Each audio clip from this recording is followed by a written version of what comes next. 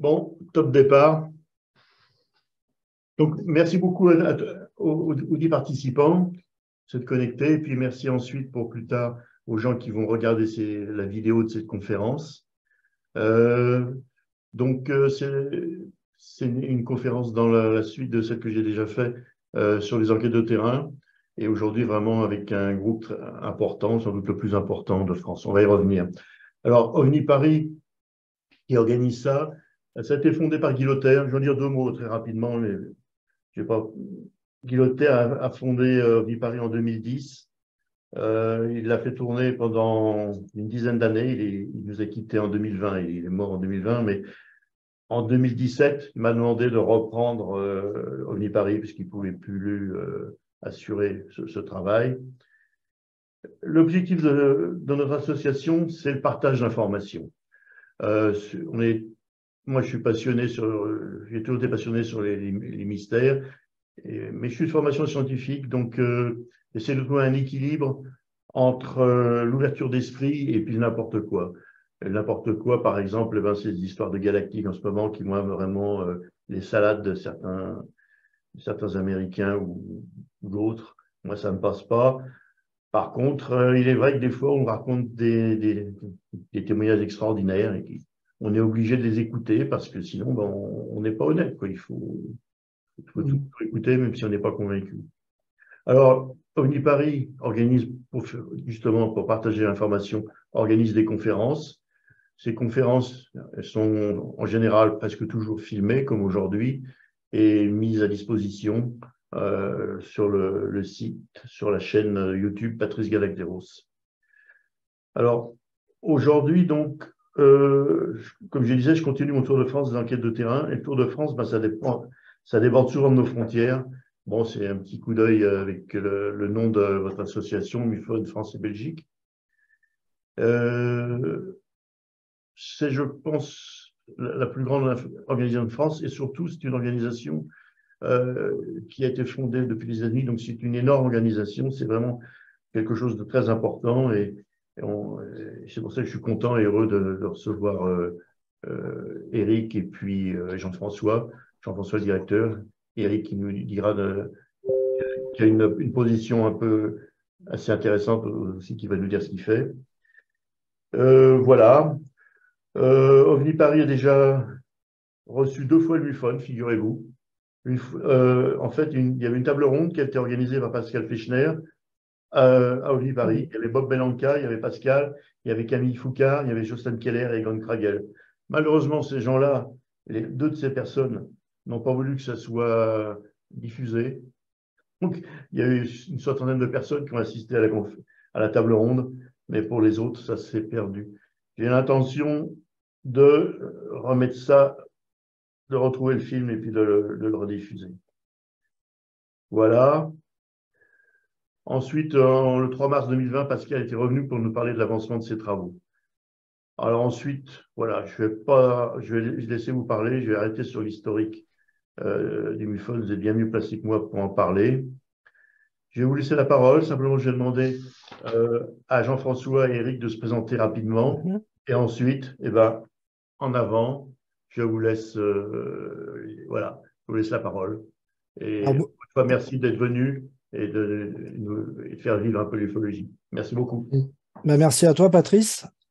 Merci pour ton invitation. Voilà, on est très heureux d'être là ce soir. Je vais commencer sur un bras d'humour. C'est un comble pour un galactéros de ne pas aimer les galactiques. Tu as raison. Voilà, pour détendre un peu, on va commencer là-dessus. Alors, tu as oublié, en fait, Gianni Charuot qui était passé chez toi, je crois, il y a 1 an et demi à peu près. En plus, tu as raison. Tu as raison. Pour la même raison, un petit peu, puisque le MUFON repartait en avant. C'est ça. Elle qui reprenait ça, et effectivement, elle est venue. Oh, je suis désolé. C'est pas grave. Eric, je vais te laisser te présenter en premier, si tu veux bien. Donc, je m'appelle Eric Barouillet, j'ai 57 ans. Je vis dans le sud-ouest de la France. En fait, je suis arrivé à l'ufologie par un cheminement personnel, on va dire. Déjà dans mon enfance, une première observation. Puis ça s'est passé pendant un temps et c'est revenu à l'âge de 50 ans. Ça s'est accentué, et presque comme on l'appelle, vers les enquêtes ufologiques en fait. Voilà. Et je suis au MIFON depuis décembre 2018. Donc j'avais été recruté moi par Pascal Fechner et Camille Foucard. Quand ils ont quitté l'organisation en 2020, c'est donc Jeannie Charot qui a repris. Et ensuite, en 2022, Jean-François a pris la relève à la direction du MIFON. Et moi, je suis devenu directeur adjoint du MIFON. Voilà, après mon métier professionnel, je suis topographe dans un cabinet d'ingénierie en infrastructure routière et génie civil. Je travaillais dans de nombreux bureaux d'études de l'État. Et maintenant, je travaille dans des collectivités territoriales. Voilà, en gros, mon parcours. Merci. Alors donc, moi, c'est Jean-François Obsommer. Je suis actuellement le directeur du MUFON. Donc, moi, je suis d'abord, avant tout, enquêteur de terrain. Donc, il faut savoir que ce soit Eric, enfin voilà, toutes les personnes du MUFON qui ont même des, comment dire, mince, j'oublie le terme, je perds mes mots, des fonctions. On est avant tout, en fait, enquêteur de terrain. Ça fait, ouais. Donc voilà, c'est vraiment la base de ce que l'on est, de ce que l'on fait. Et donc moi, je suis directeur pour la France, pour la Belgique et pour les Pays-Bas du MUFON. Je suis enquêteur MUFON depuis 2021, depuis le début de l'année 2021.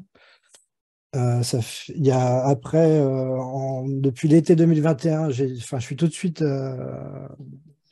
été directeur adjoint en fait de Jani. Et puis depuis mars 2022, donc je suis le directeur de la France, de la Belgique, et puis depuis le mois de décembre des Pays-Bas. Voilà. Moi, je m'intéresse à l'ufologie depuis à peu près l'âge de 10 ans. Voilà. Alors moi, j'avais pas fait d'observation.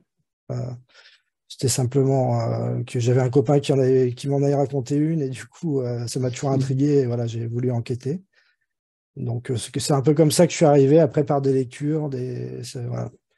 Et puis, je me suis vraiment lancé.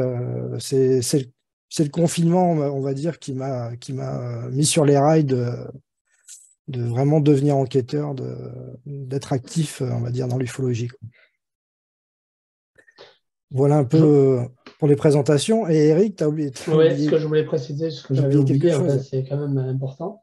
Depuis 2021, je seconde Jeannie Charot, en fait, dans l'équipe IRT, c'est Experiencia Resource Team, c'est une équipe spéciale du MIFON international. On est à peu près 60 membres à travers le monde entier. Hein. Ce sont des enquêteurs certifiés et on l'accompagne, en fait, c'est une équipe spécialisée dans l'accompagnement, on va dire, des expérienceurs. Ce qu'on appelle expérienceurs, ce sont des abductés ou les contactés. Voilà. Donc, c'est pratiquement, je travaille à temps plein pratiquement là-dessus maintenant. Je fais toujours des enquêtes de terrain, mais comme il y a beaucoup de personnes à suivre et à accompagner, ça me prend aussi beaucoup de temps. Avec Jeannie qui, elle, représente l'Europe. Pour le MUFON USA, c'est Jeannie la référente Europe. Voilà. Donc, ouais, ce soir, alors le titre que tu as mis pour la conférence, c'est Où en est le MUFON en France. Mais moi, j'ai choisi plutôt de présenter déjà le MUFON global, le MUFON en France, de présenter un peu ce qu'on fait, parce que voilà, tout le monde connaît peut-être le MUFON de nom, enfin tout le monde dans le milieu ufologique, parce que au-delà, il n'y a pas grand monde qui nous connaît. Mais dans le milieu ufologique, tout le monde connaît le MUFON, mais on ne sait pas exactement ce qu'on fait et tout. Donc voilà, ce soir, on va commencer par ça. Et c'est vraiment le but pour moi de la conférence, le but principal. On va commencer par une petite vidéo, si vous le voulez bien, de présentation un peu. Ça dure pas très longtemps, ça dure moins de 2 minutes.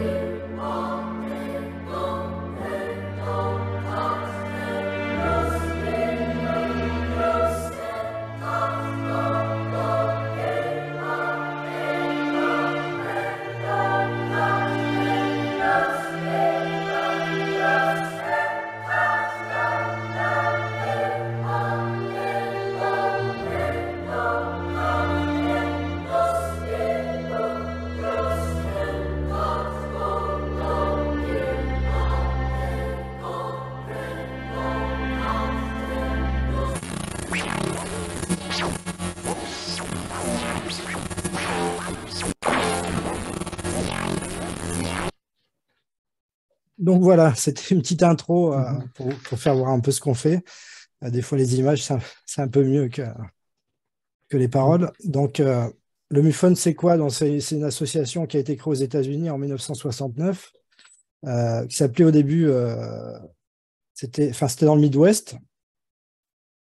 Et après, donc, elle est assez nationalisée, puis internationalisée. Donc, actuellement, on peut dire qu'on est le premier réseau mondial d'enquêteurs. On a plus de 4600 membres dans le monde, présents dans 50 pays, tout en sachant que même s'il n'y a pas d'enquêteurs dans un pays et qu'on reçoit des témoignages de ce pays, ils sont enquêtés. Donc, ils sont enquêtés à distance, bien sûr, mais voilà, il y a toujours quelqu'un qui se voit attribuer cette observation, et il y a au moins une enquête à distance de fait. Le MUFON, c'est environ 10 000 cas par an dans le monde, 10 000 observations qui est rapporté au MUFON, pardon. Et on a à peu près un taux d'observation expliqué de 93%. Alors, vraiment 93% d'expliqués. Après, on va dire il y a 7% inexpliqués. Bon, dans ces 7%, réellement de très, très, très étranges et vraiment inconnus, on va être plus dans les 4-5%, quoi. Donc, les principaux buts du MUFON, donc enquêter sur les cas d'observation déposés par les témoins et les intégrer dans notre base de données qui s'appelle le CMS, pour les rendre accessibles aux chercheurs du monde entier. Donc, en étant adhérent au MUFON américain, on a un accès restreint, mais on a quand même un accès à cette base de données. Voilà, il faut le savoir. Nous, en tant qu'enquêteurs, on a accès à toute la base de données, bien sûr. On peut voir tous les... Alors, actuellement, je crois que dans notre base de données, dans notre CMS, on a à peu près 136 000 observations. Voilà, le deuxième but du MUFON, c'est de promouvoir l'étude des PAN, afin de découvrir la vraie nature du phénomène avec un regard sur de possibles développements scientifiques ainsi que l'amélioration des conditions de vie sur notre planète, et informer le public sur ces phénomènes et ses impacts possibles sur la société. Voilà les principaux buts du MUFON. Pour l'accessibilité, pardon, excusez-moi, Jean-François. Vas-y. Pour l'accessibilité aux chercheurs du monde entier, c'est une demande écrite normalement qu'il faut faire au MUFON USA, avec l'appui, je pense, du chapitre concerné, non, Jean-François? Oui, c'est ça. Et après, comme je disais... Le chapitre, en fait, c'est l'antenne locale. Ça peut être l'antenne MUFON France qui appuie la demande du chercheur auprès du MUFON USA pour avoir des données ou avoir accès à des informations. Ouais. Donc en France, nous, sur la France et la Belgique, notre structure est principalement sur la France et la Belgique.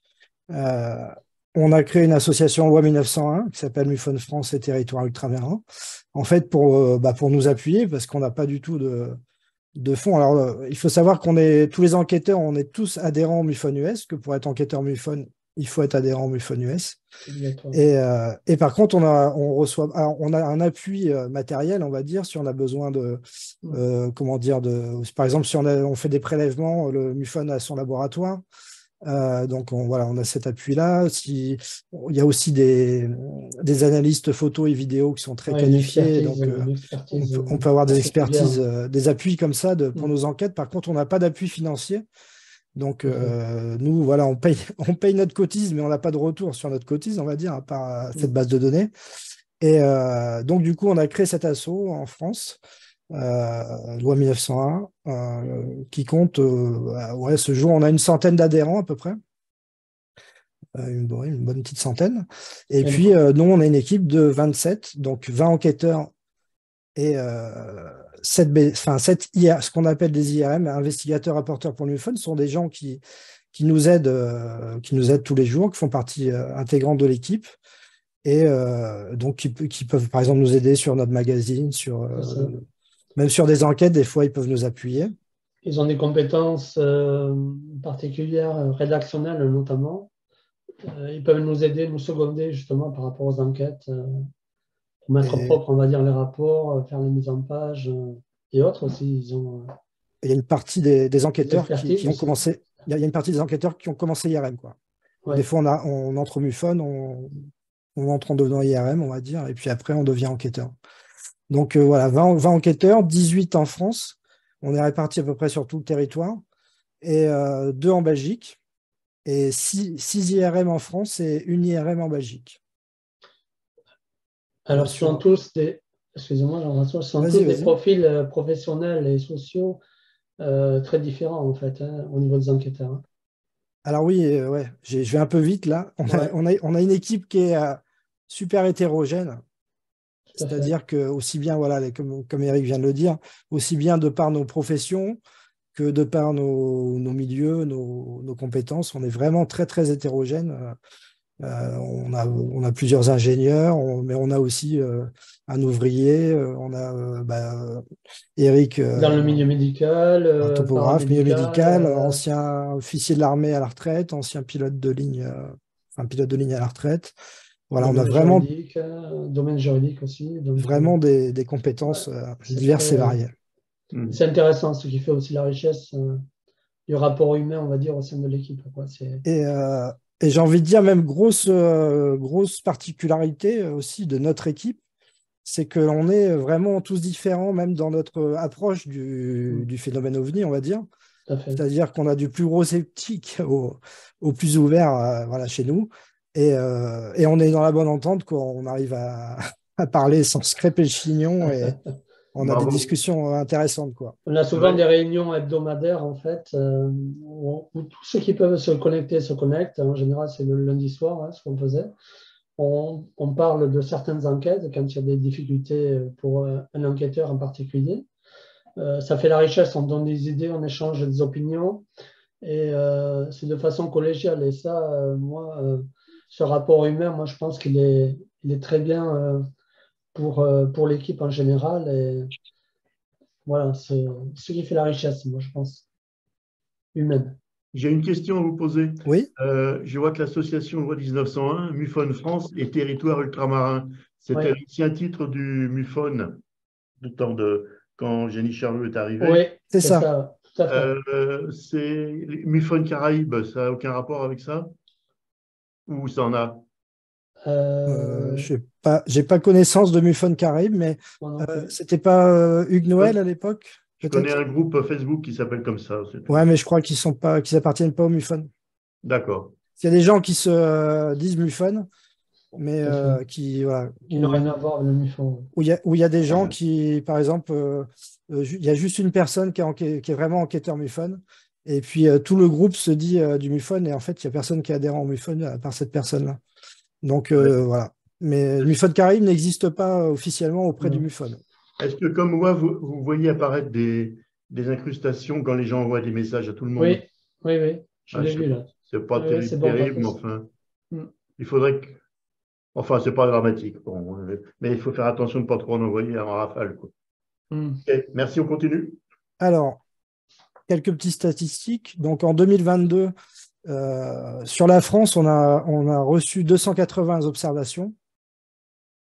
Et sur la Belgique, on en a eu 39.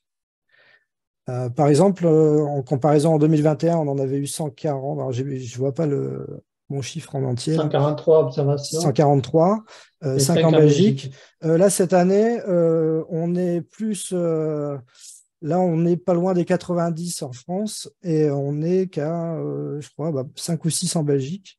Donc, voilà, on est sur des bases plus faibles, on va dire, que les autres années. Par contre, que les autres années, que l'année dernière.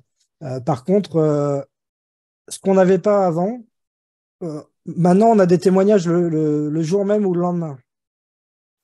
Il y a 2-3 ans, on avait des témoignages qui étaient souvent anciens, c'est-à-dire que c'était des personnes qui avaient bien souvent contacté beaucoup d'associations avant nous, ou de GEPAN ou d'autres, et qui n'avaient pas eu de réponse, ou que la réponse qu'ils avaient eue ne leur satisfaisait pas.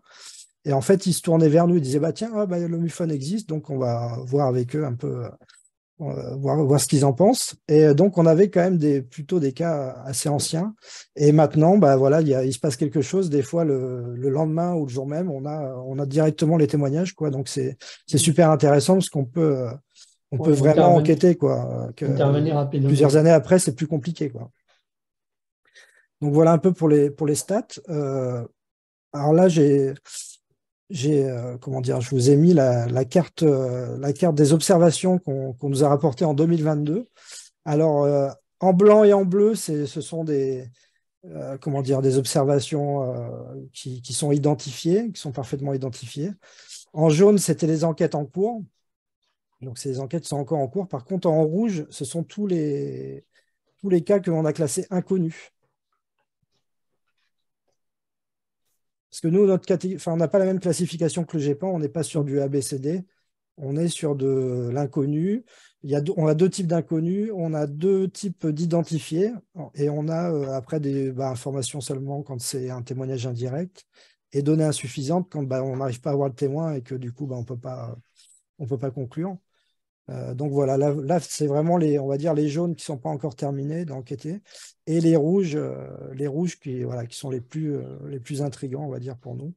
Et ce qui est étonnant, c'est la répartition des points sur cette carte. Oui. C'est lié à la répartition des enquêteurs? Pas forcément, non. Non. Je pense peut-être c'est plutôt une histoire de densité de population. D'accord. Enfin, on n'a pas vraiment fait d'études là-dessus, parce qu'on n'a pas encore assez de recul. Mais ouais, il y a des régions quand même. Déjà, le nord de la France, la Belgique, hein, c'est quand même, je pense, des points chauds. Ouais, Hein. ouais. Ouais, ce que j'allais dire, ça ressemble plutôt à des points Là chauds. c'est 2021 et 2022 superposés. OK. Par exemple, en 2023, là, depuis le début de l'année, on a eu pas mal d'observations faites dans le sud-ouest, en Nouvelle-Aquitaine. Donc, on pourrait considérer que ça commence à devenir un point chaud aussi. Pour quelle raison? Alors, Je ne sais rien. si, on a eu quand même un appel à témoins sur Pau qui nous Oui, c'est avait suite à un ramené. appel à témoins. Oui. On n'avait jamais de cas sur Pau Vide de Pau. et là, on a fait un appel à témoins pour une observation qu'il y avait eu sur Pau, c'était en décembre, je crois. Oui. Et on a eu une rafale de témoignages. Contact, oui. Et puis après, là, il n'y a pas longtemps, moi j'en parlerai après, mais on était à la foire de Bordeaux. Donc c'est pareil, là, on a eu pas mal de cas sur Bordeaux. Quelles sont les différentes fonctions donc, au sein du MUFON? Donc, investigateur, rapporteur pour le MUFON, c'est ce que je disais tout à l'heure. Donc ça, c'est vraiment quelque chose qui est propre au MUFON France-Belgique. On va dire, pour intégrer les gens à l'équipe, hein, on a créé ce statut, et ce sont des gens qui signent une clause de confidentialité aussi, parce qu'on a parfois des informations un peu sensibles, et et aussi pour l'anonymat des témoins, etc., on fait signer une clause de confidentialité. Donc il y a la base, on va dire, du MUFON ou de toute l'ufologie, j'ai envie de dire, c'est enquêteur de terrain. Et pour être en fait toutes les autres fonctions, il faut d'abord être enquêteur de terrain. C'est-à-dire que voilà, après, quand on est enquêteur de terrain, on est donc, j'expliquerai après, mais sur le manuel, mais une fois qu'on a obtenu qu'on a réussi notre test d'enquêteur, on est enquêteur stagiaire, donc voilà, on commence nos premières enquêtes avec en général un tuteur. Enfin, nous, c'est comme ça que ça marche chez nous. Et après, donc, au bout d'une dizaine d'enquêtes, si on voit que la personne déjà maîtrise notre base de données, le CMS, et puis on voit qu'elle est à l'aise dans ses enquêtes, qu'il n'y a pas de souci, qu'elle est apte à faire ses enquêtes toute seule, elle devient enquêteur certifié, donc c'est enquêteur niveau 2, on appelle ça. Et après, donc, on peut être enquêteur international, c'est-à-dire que je suis enquêteur en France, mais il y a un cas, par exemple, en Iran, mais en Iran, il n'y a pas le MUFON, mais il y a quand même des gens qui rapportent des observations en Iran. Donc, on peut faire partie d'une équipe qui va enquêter sur des cas internationaux. Donc, bien sûr, ce ne sera pas les enquêtes de terrain, mais voilà. Le témoin aura quand même une réponse de la part du MUFON, il y aura quand même un enquêteur qui sera penché dessus.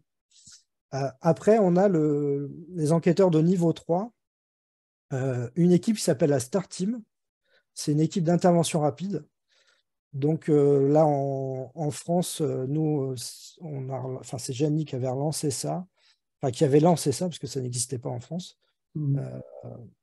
Et c'était quand il y a peut-être 2 ans qu'elle a lancé ça. Et là, c'est l'équipe vraiment qui par exemple, sur un crop circle, sur une mutilation animale, sur Un là où il y a besoin de atterrissage faire, éventuel. là où il y a besoin un atterrissage éventuel, s'il y a besoin de faire des prélèvements, c'est voilà, c'est une équipe ces enquêteurs qui sont plus soit par leur compétences ou soit par leur expérience qui sont plus, qui sont mieux formés, on va dire, à faire ces prélèvements et enquêter sur ce type de cas. C'est-à-dire ils Ah, ont un protocole bien particulier voilà, à suivre, en fait, il y a- qui est imposé par le MIFOM international. et ça, Voilà. je l'expliquerai après dans le Oui, manuel, parce on que après, je vais parler rentrera. de. Oui, tout à fait, ouais, excuse-moi. Donc après, il y a l'équipe IRT, donc comme Eric disait tout à l'heure, il va il va nous la présenter après. C'est vraiment une branche à part du MUFON. Donc on peut comparer ça au CERO, voilà, Zéro France, ouais. CERO France, mais c'est voilà, le MUFON a la branche principale OVNI et a une branche, on va dire, secondaire, IRT, enfin secondaire, je dis Et secondaire parce RT qu'elle est depuis moins importante 2011. en nombre. C'est Catherine Marden, en fait, qui avait instauré ça auprès du MIFON, qui avait poussé justement pour qu'il y ait cette équipe existe, soit créée, puisqu'il y avait de nombreuses demandes suite à des observations, mais aussi des contacts avec des entités exogènes, on va dire, ou intelligence exogène avec les observations, en même temps que les observations. Donc, il y avait un manque auprès de ces personnes qui désiraient justement se confier. Et c'est Catherine Marden qui est à l'initiative de cette branche IRT, en fait. Et maintenant, elle est présente en Europe et un peu, enfin, pas dans tous les pays, mais voilà. Dans les pays anglo-saxons, en tout cas, il y a des correspondants IRT. Et Et après, francophone, il y a Janie et moi-même pour la France et l'Europe en général. Nous confions aussi des enquêtes en Europe. Enfin, des suivis en Europe, on ne dit pas enquête, on dit plutôt des suivis.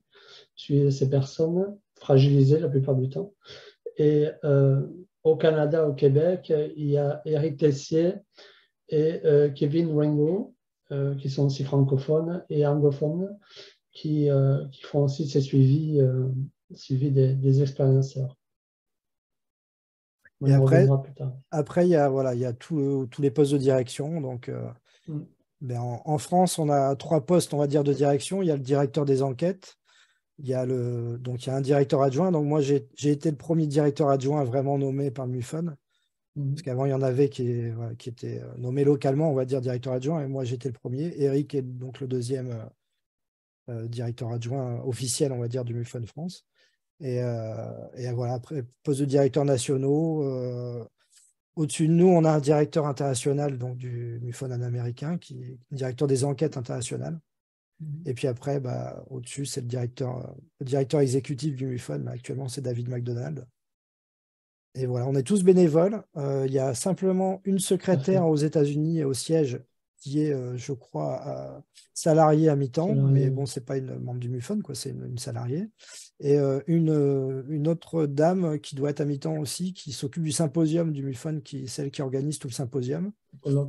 Et le directeur exécutif, s'il a dû quitter son emploi pour être directeur exécutif, c'est le seul au MUFON qui est rémunéré. Autrement, tout le monde est bénévole, que ce soit le directeur national comme moi, enfin voilà, tout le monde aux États-Unis même sont des personnes bénévoles. D'accord.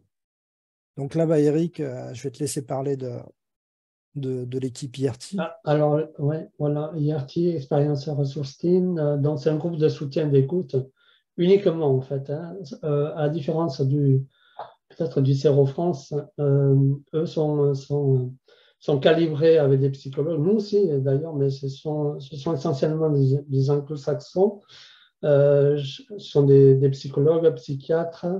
Nous avons aussi des thérapeutes énergéticiens, des hypnologues, des spécialistes des EMC, état modifié de conscience. Voilà, mais ils sont essentiellement anglo-saxons. Bon, on peut s'appuyer aussi sur leur expérience et expertise professionnelle. Voilà, donc là, moi je suis dans le groupe depuis 2021. Jeannie l'était auparavant au Québec avec Marc Saint-Germain, toute l'équipe de Marc Saint-Germain. Elle a été à la bonne école, si je puis dire.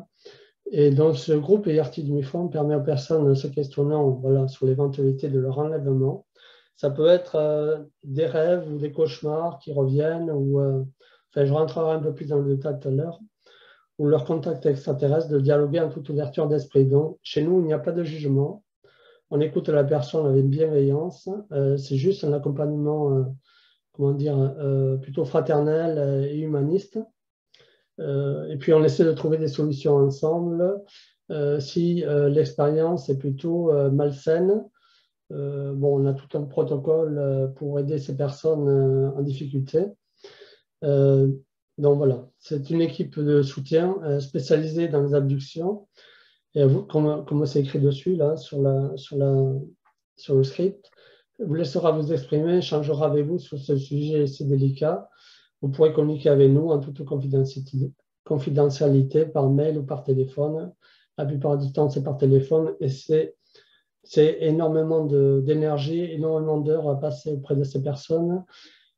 Souvent, la plupart on devient amis parce qu'on se côtoie tellement longtemps que même quand ça va mieux, si vous voulez, il y a toujours un contact. Ils peuvent nous appeler quand ils le souhaitent.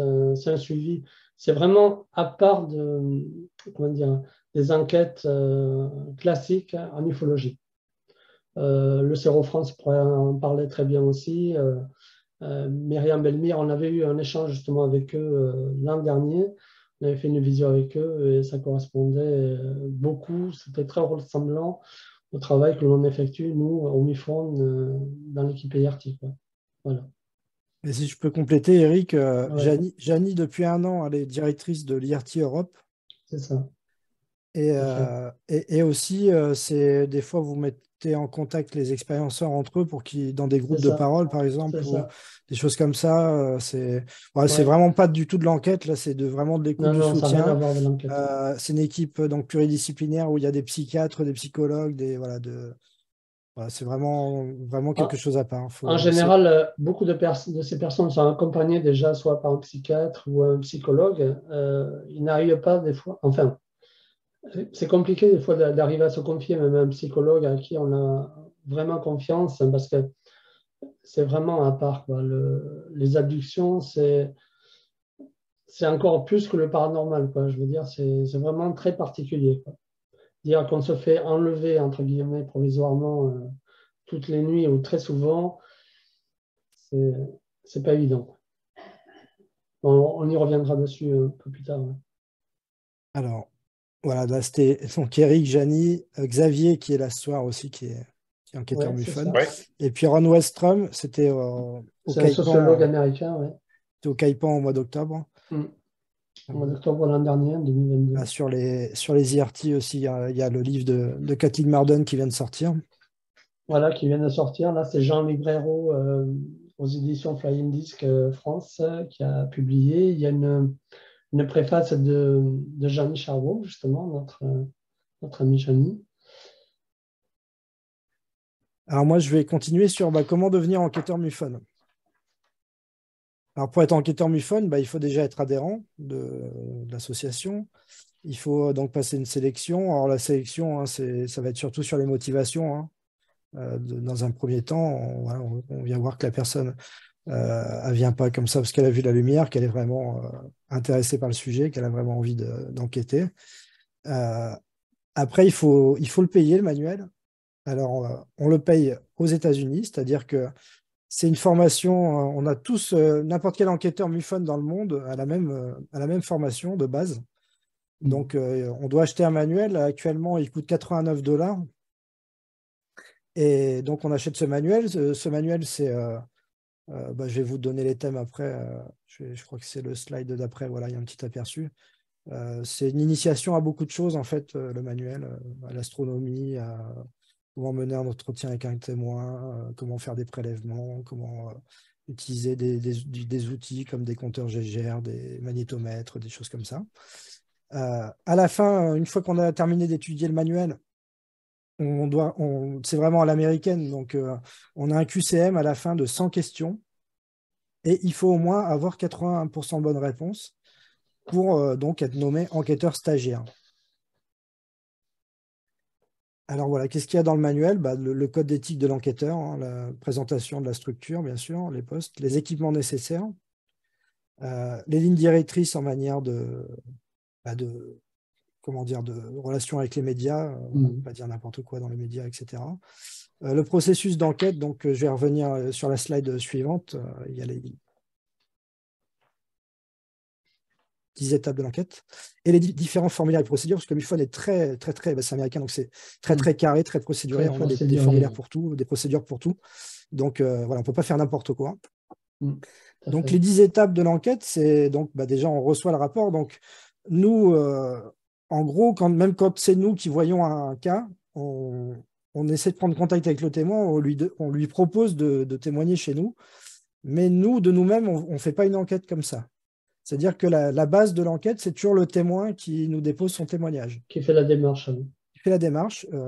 Donc voilà, moi, ça m'arrive des fois de voir sur les réseaux sociaux un témoignage. Je contacte la personne, en général, je lui dis si vous voulez, vous pouvez déposer un témoignage chez nous. Mais voilà, moi, je ne fais pas d'enquête comme ça. C'est sans l'accord du témoin, c'est le témoin qui vient vers nous, qui nous dépose le témoignage. Donc, on a un formulaire. Soit ils peuvent le déposer directement dans la base de données du MUFON. Il y a le lien sur notre site. Ou sinon, nous, on a fait un petit formulaire en français parce qu'il y a beaucoup de gens qui ont du mal avec l'anglais. Et du coup, on a un petit formulaire en français. Après, nous, on le rentre dans notre base de données. Et, il y a une classification.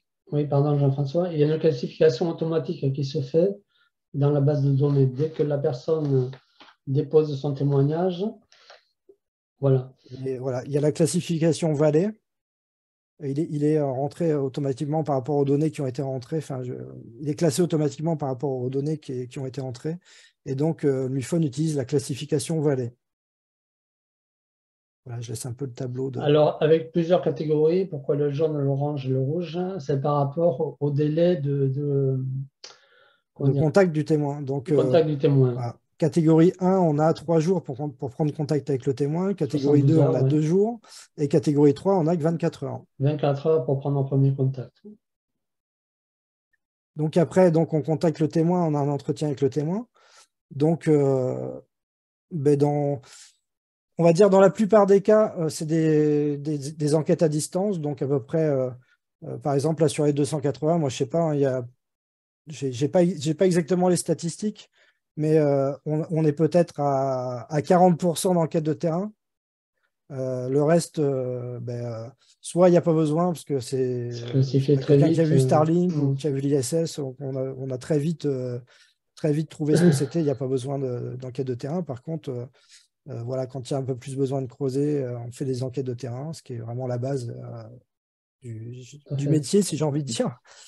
Donc, contact, entretien avec le témoin, collecte de preuves matérielles s'il y a, enregistrement de données, donc on les enregistre dans notre base de données. On a un suivi, s'il y a des preuves ou des choses comme ça, tout est classé, tout est suivi. Après, donc, on recherche des preuves corroborantes en utilisation d'outils appropriés. Donc là, j'ai fait un petit listing qui n'est pas exhaustif. C'est vraiment les outils de base, on va dire, qu'on utilise. Voilà. Donc, Stellarium. Généraliste. Stellarium, c'est un planétarium qui est super bien, qui est gratuit, qui nous permet de revenir avoir la carte du ciel à un moment donné, quoi, et un lieu donné. Donc, c'est super intéressant pour nous. Even Above, lui, va surtout nous aider pour les passages de satellites. Pareil, on entre le point où la personne a fait l'observation et on a les horaires, les trajectoires, les azimuts, etc. de passage des satellites. C'est pour ça que les horaires et trajectoires lors des témoignages, c'est très important, quoi. On appuie vraiment là-dessus, quoi, dans un premier temps. Après, on utilise aussi Destination Orbite, ce qui permet de revenir sur tous les lancements spatiaux qu'il y a eu. Vigiciel, ça va être pour tout ce qui est bolide, météorites, etc. Méprise du ciel, c'est un site qui est super bien fait. C'est un site participatif en plus. Ça fait, très bien. Qui recense quasiment maintenant toutes les méprises possibles. Il est super intéressant pour nous, surtout pour expliquer aux témoins ce qu'ils ont pu voir, pour vraiment qu'ils puissent visualiser exactement. Tiens, c'est la même chose que j'ai vu. Pour avoir une explication imagée, on va dire, rapide de ce qu'ils ont pu voir. Après, bon, je pense que quasiment tout le monde connaît Flight Radar pour on va dire les vols de tourisme, quoi, tout ce qui est trafic aérien de tourisme. Après, Marine Traffic, c'est la même chose pour les bateaux. Après, on utilise Photo Forensics. C'est un site qui est gratuit, qui permet d'avoir les métadonnées des photos. Donc, c'est intéressant, on le verra après. On utilise Météo Ciel. Météo Ciel, on a une climatologie, on peut revenir jusqu'à 1973 on a surtout les indications de température, de trajectoire de vent, bon, des trajectoires, on va dire, globales, parce que voilà, le vent peut vite tourner, mais voilà, ça nous donne des bonnes indications. Bon, Google Maps, bien sûr, hein, pour se repérer, se trouver exactement le témoin. Donc voilà, sur les outils, bon, il y en a beaucoup d'autres. Il y en a d'autres, mais là, c'est les principaux que j'ai mis, mais il y en a beaucoup d'autres. Sur les données METAR, en particulier, les données METAR que l'on peut trouver sur les bases aériennes militaires, ou les aérodromes civils, quoi, aéroports, ils ont aussi des données METAR, ce qu'on appelle aéronautique, enfin climatologique, un peu plus précises. C'est intéressant. Il y a un site, je ne me rappelle plus le nom, où pour 5 euros, vous pouvez avoir les données, vous pouvez revenir en arrière sur les données METAR, elles sont enregistrées et classifiées, enfin classées, quoi. Et il y a un site aussi sur les... j'ai plus le nom non plus. Sur les cartes satellites, mais anciennes. C'est-à-dire qu'on peut revenir aux années 50. Géoportail, tu veux dire? Géoportail, ouais, c'est ça. Oui, voilà, ce sont des sites courants que l'on peut trouver très facilement. Donc voilà, après, donc quand on a fait, on va dire, notre enquête, après, on développe et on teste des hypothèses, que bon, le MUFON, c'est quand même l'étude scientifique, hein, on essaie d'être le plus scientifique possible, du moins dans l'étude. Et voilà, donc après, on développe des hypothèses, on les teste, voilà, pour essayer de savoir ce que la personne a pu voir. On part de l'hypothèse souvent la plus simple au départ, la plus rationnelle, et ensuite on l'élimine ou pas si elle ne se vérifie pas, en fait. Et après, l'avantage que l'on a, c'est que comme on a maintenant une belle équipe, bien diverse, quand on n'est pas sûr de nous, on peut demander aux autres ce qu'ils en pensent. C'est ça, ouais, on n'hésite pas, quoi, à échanger si besoin. Donc après, on fait notre conclusion d'enquête. Donc, et on remplit notre rapport d'enquête. À chaque fois, alors il faut savoir aussi une chose, c'est que, par exemple, nous, les dernières 280 observations, on a répondu à 280 témoins. C'est-à-dire que nous, chaque témoin a une réponse. Alors des fois, il dit qu'il ne l'a pas eu parce que peut-être on est tombé dans les spams, on avait juste envoyé un mail, mais c'est tombé dans les spams, ou il y a eu quelque chose comme ça. Il y a eu un hic ou sur les coordonnées qu'il nous avait donné. Mais à chaque témoin, même si c'est quelqu'un qui a vu Starlink, on va au moins prendre la peine de l'appeler ou d'envoyer un mail pour dire vous avez vu Starlink, mais merci, un grand merci pour votre témoignage. Donc voilà, chez nous, chaque témoin a une réponse. C'est obligatoire. On lui donne notre conclusion aussi d'enquête. Alors parfois, ils ne sont pas d'accord du tout avec nous. Hein. Comme on dit, bon, on n'a pas Ça peut arriver.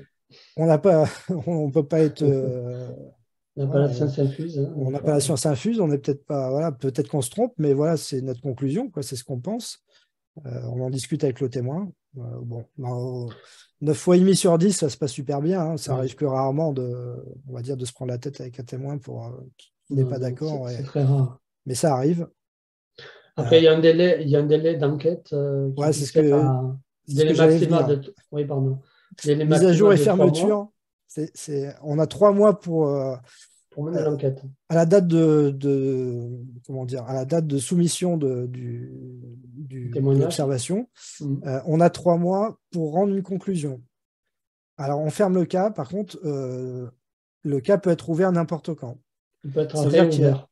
C'est-à-dire que voilà, on a 3 mois vraiment pour faire notre enquête et déterminer, on va dire, une première conclusion.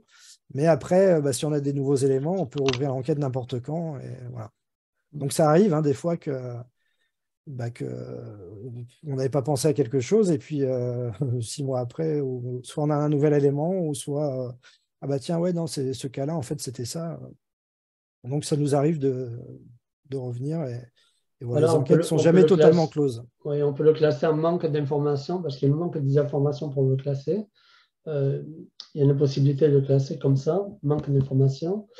Et il suffit qu'on ait ces informations dans les mois ou qu'on recoupe avec d'autres observations. Toujours l'avantage de la base de données, c'est ça aussi, c'est qu'on peut aller voir les enquêtes qui sont menées, on va dire, en même temps, quoi, pratiquement à un autre endroit de l'Europe ou dans une autre région. Et on peut trouver l'information qui nous manquait et classer en IFO, c'est-à-dire objet identifié. Voilà.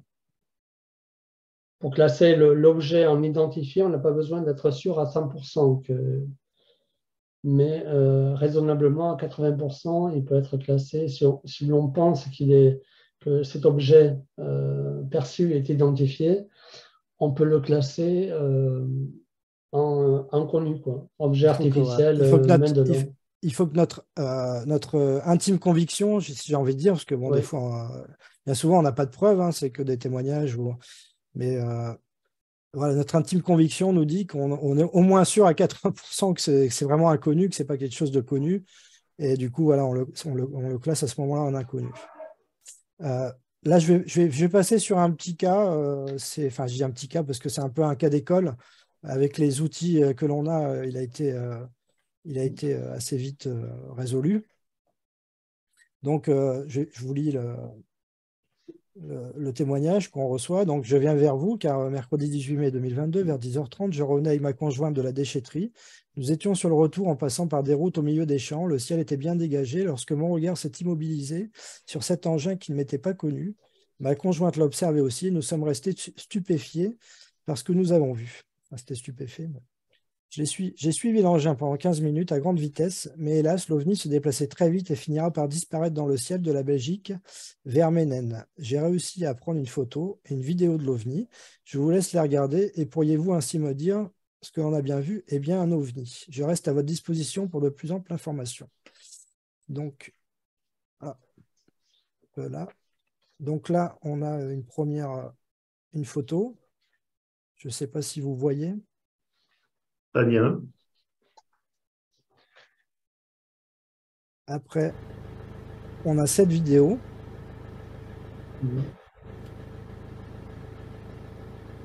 Mais si, il bouge.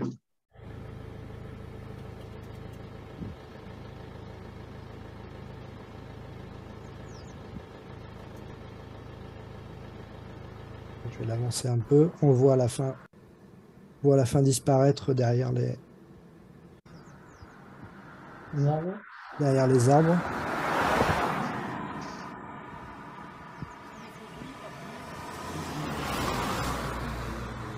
Donc le témoin était en France, était à la frontière belge et il a vu cet OVNI passer, on va dire, au-dessus de la Belgique. Donc voilà, la première des choses, on va sur ce que je disais tout à l'heure pour les photos, on va sur le site qui s'appelle Photo Forensics, qui va nous donner les métadonnées. Alors le témoin nous avait dit vers 10h30, et en fait,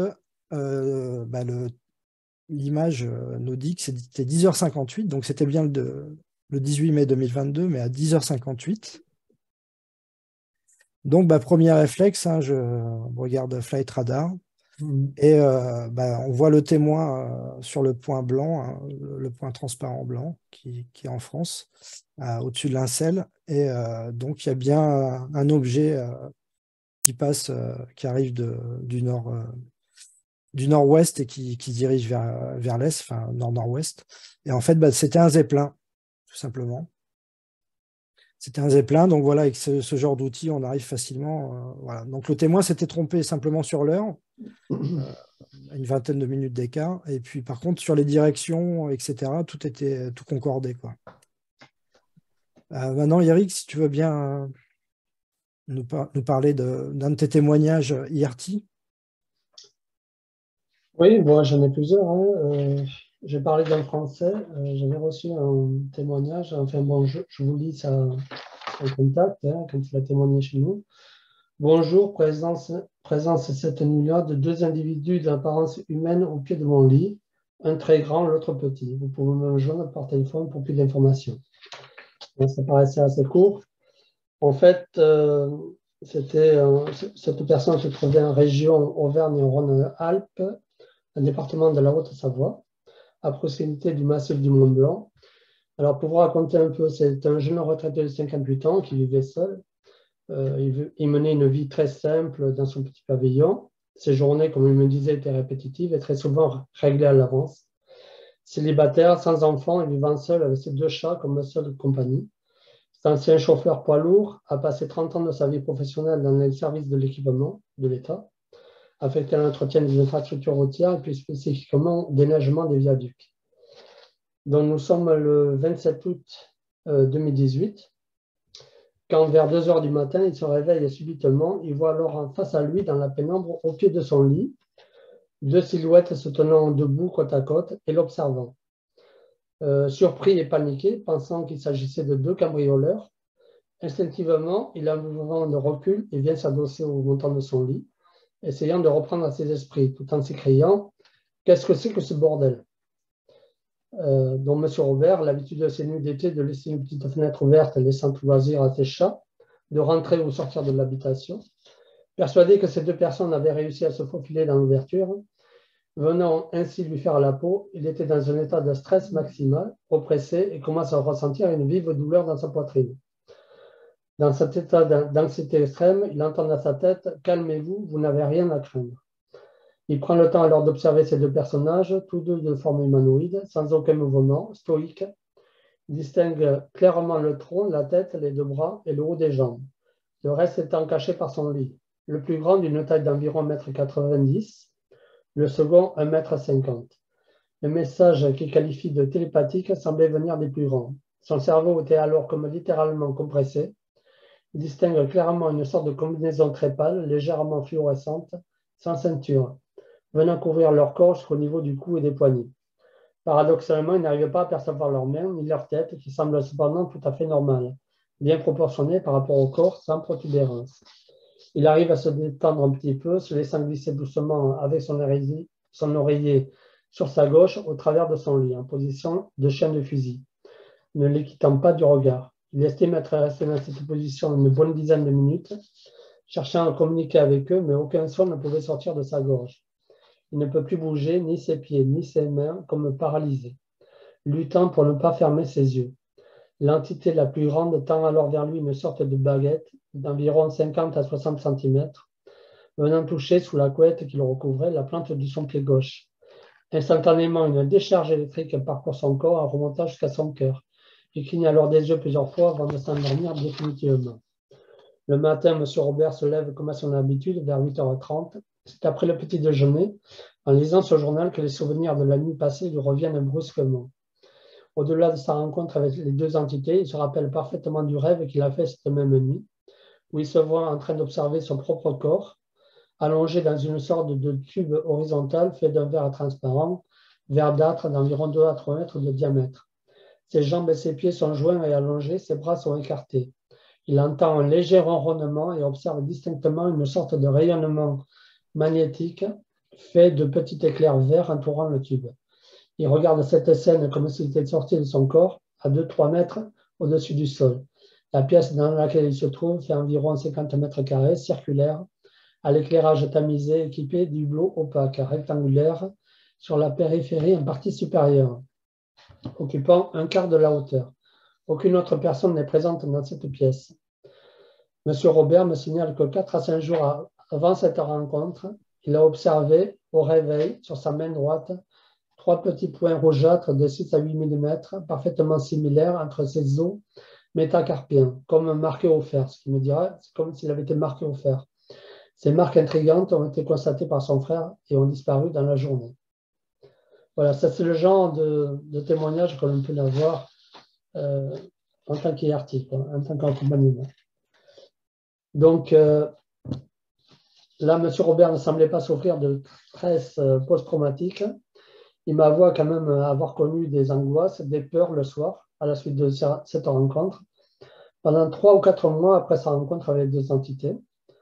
Le lendemain de son expérience nocturne, il ne pouvait mouvoir que très difficilement sa jambe gauche et impossible pour lui de retourner son pied pour l'observer, pour observer la plante de son pied. Ce n'est que le deuxième jour qu'il a pu manipuler normalement sa jambe et son pied gauche, constatant par la même occasion l'absence de toute trace suspecte laissée par la fameuse baguette utilisée par l'entité. Voilà.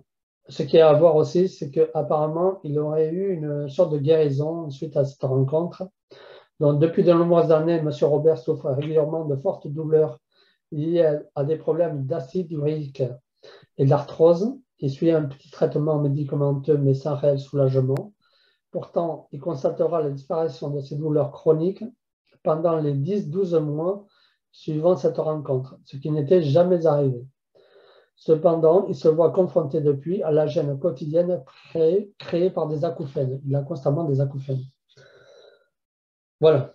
En gros, même si au départ, cette rencontre de M. Robert avec ses entités a été vécue comme très négative, vraiment, il a été profondément choqué. Il a vécu ça vraiment, pourquoi lui, quoi. En gros, qu'est-ce qu'ils sont venus faire, qu'est-ce qu'ils voulaient de moi, quoi. C'était très déstabilisant pour lui. Avec le temps et après mûre réflexion, comme la plupart du temps d'ailleurs, j'aimerais dire rajouter, M. Robert la considère maintenant comme plutôt positive. Cela lui a ouvert l'esprit, obligé à se poser des questions sur le sens de son existence, comme il m'a dit, hein, sa perception de ce que nous appelons la réalité, notre réalité, soi-disant réalité. En y réfléchissant, pardon, il pense que les deux entités attendaient qu'il se réveille, mais dans quel but? Peut-être en se montrant de façon ostentatoire, prouver leur existence et provoquer ainsi l'éveil de sa conscience. Ces questions le taraudent depuis.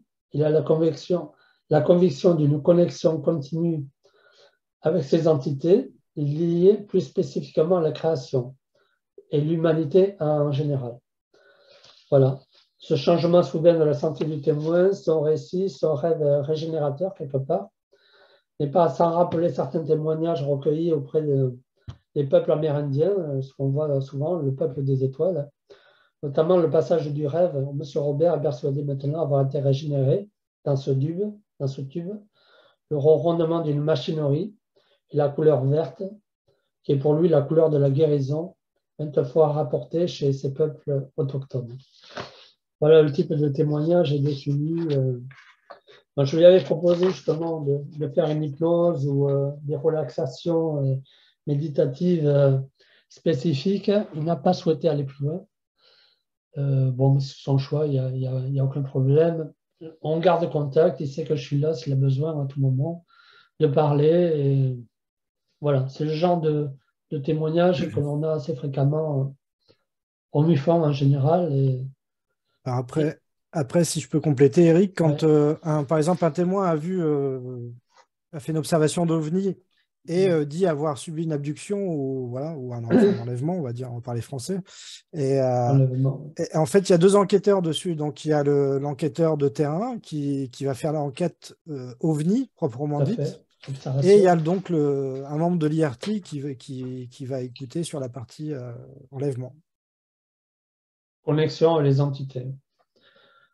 Ça, pour nous, comment vous dire, pour nous, la partie observation, c'est essentiel, mais la partie connexion, c'est tout aussi important au MUFON, quoi. Il n'y a pas de...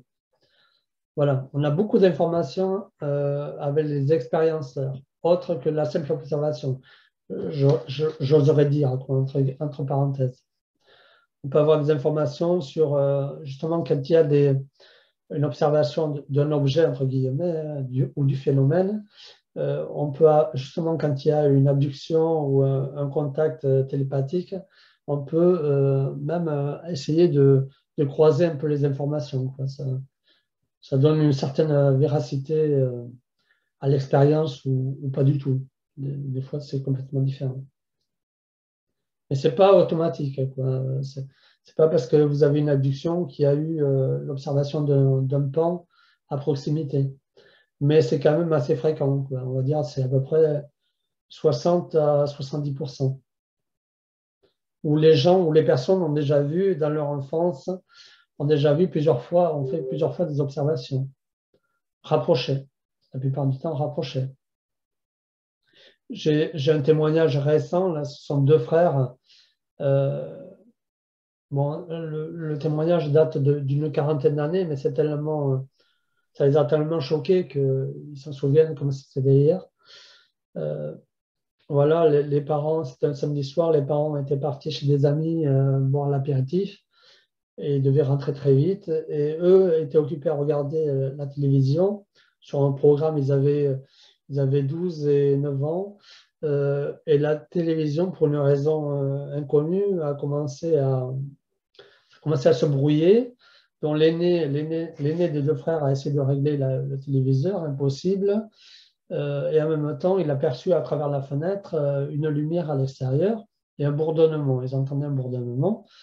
Donc, ils sont mis tous les deux à la fenêtre en train d'observer ce qu'ils ont appelé un ovni, en fait une soucoupe circulaire qui se posait dans la cour de la ferme. Enfin, elle ne se posait pas, elle était en sustentation à 1 à 2 mètres du sol. Et quand ils ont pris conscience, ils ont perdu connaissance là, quand ils ont fait l'observation. Quand ils ont pris connaissance tous les deux, ils étaient à l'extérieur de la maison, de la ferme. Ils étaient en train de regarder l'OVNI qui reprenait de l'altitude. Et ce que me dit Christine, une des deux témoins, elle observait son frère qui s'appelle Eric. Il avait les yeux exorbités, la bouche ouverte. Il était dans un état second, quoi, dans un état second. Et elle, par contre, était très... elle ne se rappelle pas, mais elle était enthousiaste de voir justement l'engin repartir très rapidement, en même temps que les parents rentraient justement de l'apéritif chez leurs amis. Et eux aussi ont observé l'engin partir très vite. Voilà. Ça, c'est un témoignage très intéressant puisque il y a 4 personnes qui ont fait l'observation et Christine a eu tout le long de sa vie, elle a 55 ans maintenant, tout le long de sa vie, elle a des expériences d'abduction et de contact, paranormalité aussi, beaucoup dans son enfance, médiumnité. Enfin, on aborde un peu tous les thèmes, on va dire. Ça se rejoint plus ou moins. Il y a toujours des poltergeists aussi. Enfin, là, c'est le high level de l'ufologie. Ah oui, oui. Il faut vraiment être très ouvert pour écouter ce genre de témoignage. Voilà. On n'est pas tous capables on a tous nos limites et on n'est pas tous capables d'écouter. Et ensuite, quand on trouve, ça c'est les bons côtés, et on peut trouver aussi des gens qui sont complètement barrés, quoi, entre guillemets. Et ils sont complètement reclus chez eux depuis un certain temps, peut-être plusieurs mois, voire des années. Ils sont coupés de leur famille, de leur milieu professionnel. La plupart du temps, ils sont en marge de la société. Et c'est quand ils n'en peuvent plus. On a eu 2 cas l'an dernier. N'en pouvant plus, la plupart du temps, ils avaient fait des observations aussi UFO. Ils avaient pris des photos. Donc, cherchant du réconfort, cherchant un soutien, cherchant quelqu'un qui pouvait les aider, ils ont, un peu comme la bouteille à la mer, ils ont envoyé leur observation au MUFON, France. Et quand l'enquêteur a été dessus, il s'est très vite aperçu qu'il y avait quelque chose derrière, sous-jacent, qui était beaucoup plus profond. Et ça nous permet à nous, IRT, de seconder l'enquêteur de terrain. Et ensuite, on continue avec la personne. Et bien souvent, on essaie de les réancrer dans leur vie familiale. Moi, ça m'est arrivé aussi de parler avec l'épouse d'un abducté qui, lui, avait perdu complètement pédale, quoi, on va dire en gros. Hein, il ne sortait plus, il restait cloîtré devant son ordinateur. Voilà, ça créait des problèmes dans le couple. Et elle était rassurée d'avoir une structure qui pouvait l'écouter, l'entendre. Et justement, elle a vu qu'à nouveau, ils reprenaient goût parce qu'on essaie à tout prix de les réancrer dans leur vie sociale et familiale, en leur disant, oui, c'est très bien, on est là pour vous accompagner, mais il faut absolument vous réancrer à votre vie, entre guillemets, humaine, quoi. Donc, c'est vrai qu'on entend beaucoup de discours étonnants, on va dire, pour résumer. Puis ouais, pour compléter, on a aussi des témoins, par exemple, qui viennent au début vers nous en nous disant simplement « Ah bah j'ai vu une lumière dans le ciel ». Et puis après, quand ils voient que tu les écoutes, tu ne te moques pas d'eux. Parce que voilà, nous, on est vraiment dans l'écoute. Hein, On ne croit pas forcément tout ce qu'on nous dit, mais on écoute tout le monde, on ne les prend pas de haut, on ne les prend pas pour des cons non plus. Donc, on écoute vraiment tout le monde et ça nous intéresse, même la chose la plus farfelue pour le commun des mortels, on va dire, bah, nous, on va quand même l'écouter et l'étudier. Et du coup, on peut commencer sur une lumière dans le ciel. Et puis, en fait, le gars, comme il voit que tu n'es pas en train de te moquer de lui, il va te raconter, en fait, le truc le plus important qu'il y a eu derrière. C'est-à-dire que peut-être qu'il a fait une rencontre du troisième type ou peut-être qu'il a vu carrément quelque chose devant lui. Enfin, voilà, on arrive après sur quelque chose de plus important, quoi. J'avais accompagné aussi une personne, une Espagnole de 44 ans. Et au début, elle n'osait pas trop me dire ce qui lui arrivait. Elle m'avait juste raconté qu'elle était poursuivie par un triangle noir. Ça lui était arrivé plusieurs fois en voiture, qu'elle était suivie par ce fameux triangle noir. Et en creusant un peu, je me suis aperçu qu'elle avait des facultés médiumniques. Et chez elle, c'était vraiment poltergeist complet, quoi. Des coups frappés, déplacements d'objets. Voilà, jusqu'à des guidances même la nuit, où elle se levait la nuit, elle réveillait sa fille de 11 ans, elle l'habillait à 2 heures du matin, elle prenait la voiture, elle allait dans un endroit bien particulier, car elle avait des messages télépathiques, on lui demandait d'aller à cet endroit, et elle attendait, elle mettait en marche sa caméra, on lui demandait de filmer, et effectivement, quand elle m'envoyait des vidéos, on voyait bien des lumières, on va dire entre guillemets, hein, dans le ciel bleu. Et puis à un moment donné, il m'a dit, vous verrez, il y a 2 entités qui passent proche de la voiture, qui se déplacent très vite. Oula, je me suis dit, d'accord, bon, pourquoi pas, je vais regarder. J'ai passé de longues heures à bien regarder, à séquencer en fait les images. Et à un moment donné, quel ne fut mon étonnement, véritablement, ce que je vois, ça aurait pu être, ce n'était pas des gens qui couraient, ça aurait pu être 2 gamins de la cité à côté qui couraient voilà, en file indienne, qui sont passés très rapidement à côté de son véhicule. Mais non, on ne voyait pas que ça montait, ça descendait, le corps, voilà. C'était des corps rigides qui sont passés très très vite l'un derrière l'autre, au ras des fenêtres du véhicule. Et là, ouais, là, qu'est-ce que c'est? C'était dans un terrain désaffecté, en dehors de la ville. Voilà, c'est quelque chose de particulier. Et elle, ce qu'elle voulait, ce qu'elle souhaitait, c'est qu'on l'écoute. Tout simplement, ne cherchez pas d'autre chose, pas d'explication plausible ou autre. C'était surtout avoir une écoute, quelqu'un qui, au moins, voulait bien ne pas la prendre pour une folle, quoi. Voilà, mais cette guidance, c'est un peu comme le film Rencontre du troisième type, hein. Elle me dit, c'est plus fort que vous, hein. Ça vous réveille, ça vous oblige à faire ça. C'est bon, particulier. Des fois, c'est un peu particulier. Il n'y a pas de jugement de ma part. Je prends ça sans problème. Voilà. Ce que je tiens à dire, c'est que je ne suis pas dans la croyance, en fait, moi particulièrement. Je pense tout simplement, mon avis personnel, hein, je pense que notre réalité, le spectre de ce qu'on appelle notre réalité est limité, je pense très limité même, et que certainement, on ne voit pas le tableau dans son entièreté. Moi, c'est mon avis personnel. Certaines personnes sont capables, pour une raison ou une autre, ont ces facultés, ou sur aussi un impact émotif particulier dans leur vie. Ça génère à ça, quoi. Ça génère à ça, et ils ont des perceptions peut-être un peu plus poussées que nos sens habituels, tout simplement. Moi, j'explique ça comme ça. Mais ça ne reste que mon avis personnel. Et je pense que l'ufologie, les observations, c'est un peu ça aussi. C'est mi-tôle et boulot, mi-phénomène. C'est un rapport avec la conscience humaine, ça c'est évident. Ça, c'est même plus, pour moi, c'est même plus à démontrer. Pour moi, c'est une évidence absolue.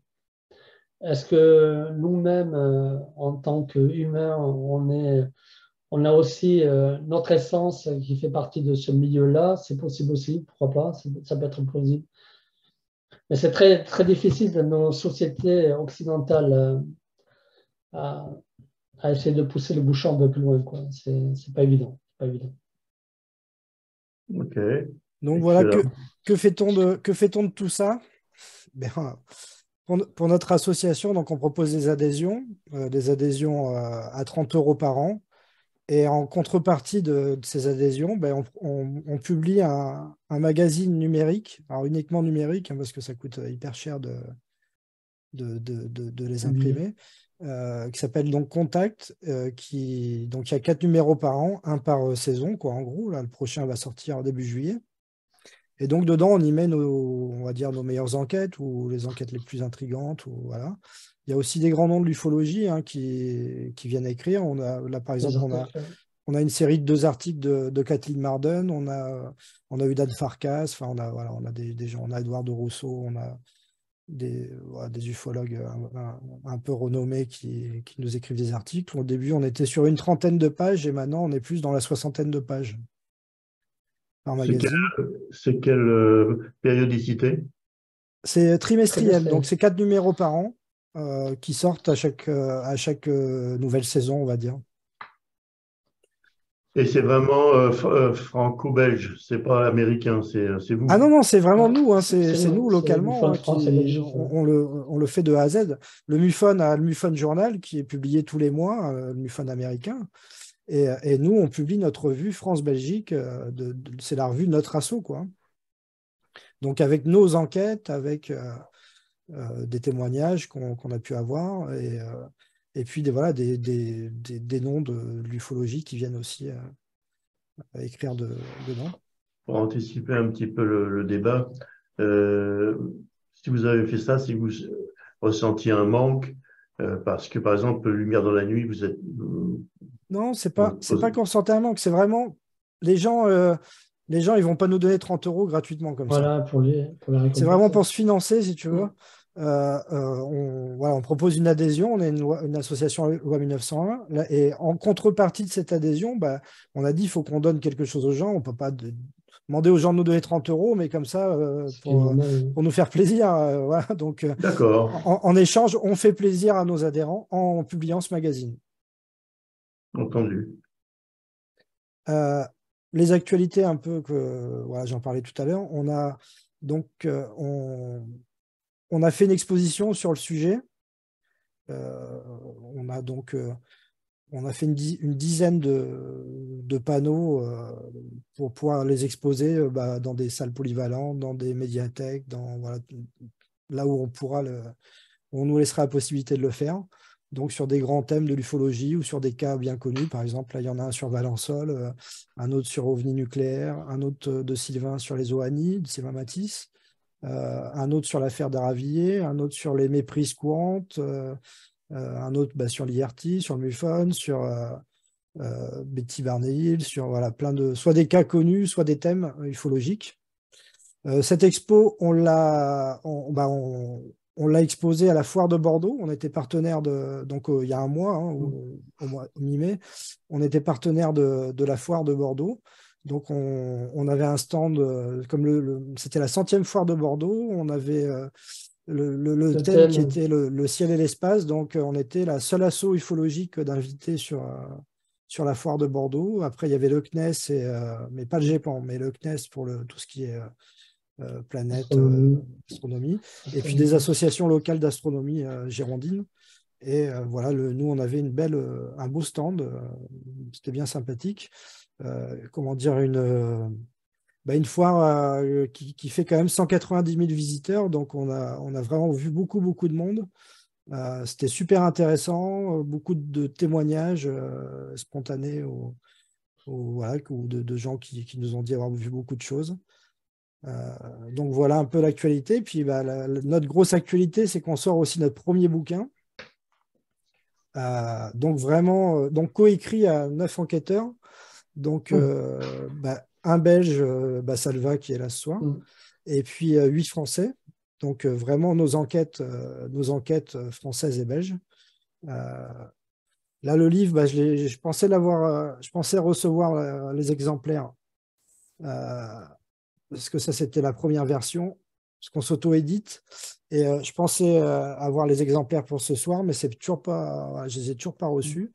Donc, on a eu des précommandes déjà, ça devrait partir dans les prochains jours. J'espère recevoir les livres là, dans les 2-3 jours qui arrivent. Et donc un livre de 240 pages hein, sur vraiment les enquêtes françaises et belges. Voilà. Il y a un peu de tout. Il y a aussi des enquêteurs qui se livrent un peu sur comment ils en sont venus à l'ufologie, leur parcours, voilà, etc. D'accord. Pour la journée mondiale des ovnis, on organise une soirée de surveillance du ciel. Donc, c'est notre deuxième soirée de surveillance du ciel. On avait fait la première l'année dernière au mois d'août. Donc, voilà, les gens peuvent s'inscrire. Hein, c'est totalement gratuit. Chacun peut observer de chez lui ou d'un endroit. L'idéal, c'est quand même un endroit sans pollution lumineuse. Mais bon, on peut très bien faire ça de chez soi, bien installé. Enfin, voilà. Chacun se met où il veut et puis on a donc via notre site on peut intégrer un groupe Facebook que l'on a créé vraiment pour la surveillance du ciel ou qui met en relation les personnes. Il y a des personnes qui peuvent se rencontrer s'ils sont dans la même région pour observer ensemble. Et puis voilà, donc ce sera le 1er juillet, le samedi 1er juillet au soir de 22h à 1h. Donc voilà les actualités. Et puis à la fin de l'année, au mois de novembre, on est partenaire du congrès qui va se tenir à la Sorbonne, donc Eco-Event, avec plusieurs grands noms de l'ufologie, hein, dont Avi Loeb, Christopher Mellon, Jacques Vallée. Voilà, vous reconnaissez. Il y a beaucoup de Dominique Filol, enfin voilà, Jacques Crine, enfin il y a beaucoup de personnes. Congrès sur 2 jours. J'entends beaucoup de gens qui crient que c'est cher, mais bon, oui, c'est cher, mais comparé à d'autres événements du même type, c'est pas si cher que ça. Hein. C'est même beaucoup moins cher que d'autres événements. Je ne suis pas encore inscrit. Alors, je crois que c'est 120 € pour le week-end, parce que c'est 2 jours de conférence. Et 120 € sur 2 jours, quand on voit les frais qu'ils ont dû engager pour faire venir ces gens, parce qu'il faut leur payer rien que faire venir les gens, voilà, ça coûte hyper cher. Ça sera à la Sorbonne, oui. Qui c'est au milieu entre Loeb et Vallée? C'est Christopher Mellon. D'accord. Ouais, après, il y a Jacques Vaillant, je crois qu'il y a Luc Dini, il y a un pilote hollandais qui a fait l'observation. Oui, on voit Dini, effectivement. Najib Kari, Fabrice Bonvin. On voit Crine. Philippe Guillemont. On voit les repas écologiques. C'est les repas écologiques nationaux? Je n'arrive pas à lire en dessous RU. Alors, en dessous, il y a en partenaire, je vois le repas UFO, LDLN, Icaris, nous, le CIPO, Orbs, Vertical Project. Et puis après, il y a je crois qu'il y a UAP, je crois que ça doit être anglais. Il y a une Explain aussi. Najib Kari, non? Donc nous, on sera présent. Vertical Project, oui. On aura un stand, on sera présent sur le congrès avec un stand. Donc, on pourra venir à notre rencontre. Voilà. Okay. Bon, merci pour votre écoute. Merci. Et puis, on est disponible maintenant pour vos questions. Eh ben, merci déjà pour vous en avez. cet excellent exposé, ce très bon PowerPoint. Je ne sais pas qui l'a fait, mais bravo. C'est moi, merci. Jean-François. Vous avez du bon boulot.